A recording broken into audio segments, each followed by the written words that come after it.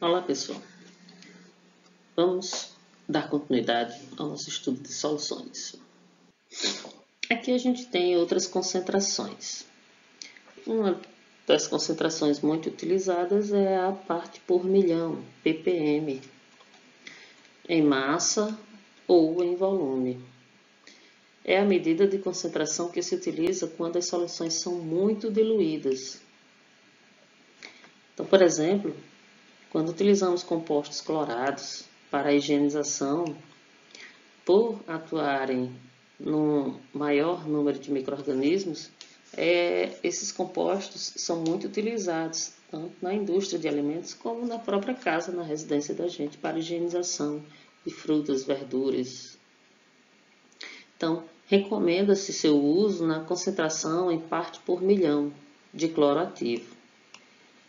Na sanitização da água, a ser usada nas instalações das indústrias, por exemplo, de alimentos, a gente tem aí que deve ser utilizado uma concentração mínima de 0,5 ppm e máximo de 5 ppm para lavagem após desinfecção. E na higienização de mãos de manipuladores, por exemplo, se utiliza 100 ppm. Na sanitização de instalações como pisos e paredes, se utiliza uma concentração de 200 ppm. E o que é isso, né? Ora, 200, se eu tiver, por exemplo, 200 ppm, 200 partes por milhão, eu vou ter exatamente os 200, se for em volume, eu vou ter 200 ml dividido por 1 milhão de ml. Então, esta será a concentração. Vou ter 200 ml de soluto, onde eu vou ter o cloro ativo, diluído em 1 milhão de ml de água, por exemplo. Posso ter também ppb, que é parte por bilhão, onde eu vou ter, por exemplo, se eu tiver 30 litros de um determinado soluto, eu vou ter 1 bilhão de litros do solvente. Um outro tipo de concentração de solução é, por exemplo, aquelas concentrações que a gente encontra nos rótulos das embalagens de água oxigenada vendida em farmácia. Então lá a gente vai ter água oxigenada com concentração 10 volumes e água oxigenada com concentração 20 volumes, por exemplo. Mas o que é esse 10 e esse 20 volumes? Então, a água oxigenada, ela geralmente é vendida com concentração de 3%. Ora, 3% em massa, por exemplo, significa que cada 100 gramas de solução eu vou ter 3 gramas de água oxigenada.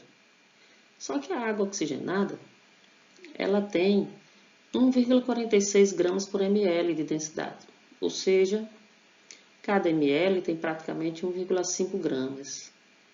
Então, 3 gramas de água oxigenada vai me dar um volume de 2 ml. Então, nesses 100 ml aqui de solução, 2 ml é de água oxigenada. Vamos entender, através da reação de decomposição da água oxigenada, o que é que acontece. Então, a gente tem 2 mols de água oxigenada se decompõe em 2 mols de água mais 1 mol de oxigênio que é liberado dessa molécula de água oxigenada. Então, veja, 2 mols de água oxigenada vai me dar a massa de 68 gramas. Essas 68 gramas aqui de água oxigenada, na decomposição, elas vão liberar exatamente 1 mol de oxigênio. Esse 1 mol de oxigênio, nas condições normais de temperatura e pressão, eles se transformam em 22,4 litros de oxigênio. Eles correspondem a isso. Então, eu tenho que 68 gramas de água oxigenada libera 22,4 litros. 3 gramas de água oxigenada, que é o que a gente está tendo de concentração nessa solução, vai liberar que volume? Fazendo os cálculos, a gente vê que libera o volume de praticamente 1 litro de oxigênio. Na solução, a gente tem 3 gramas de água oxigenada e 97 gramas de água. Ou essas 3 gramas de água oxigenada, a gente já viu que corresponde a 2 ml de água oxigenada, por conta da densidade. E 97 gramas de água corresponde a 97 ml de água, porque a densidade da água pura é de 1 grama por ml. Sendo assim, ora, a gente tem o quê?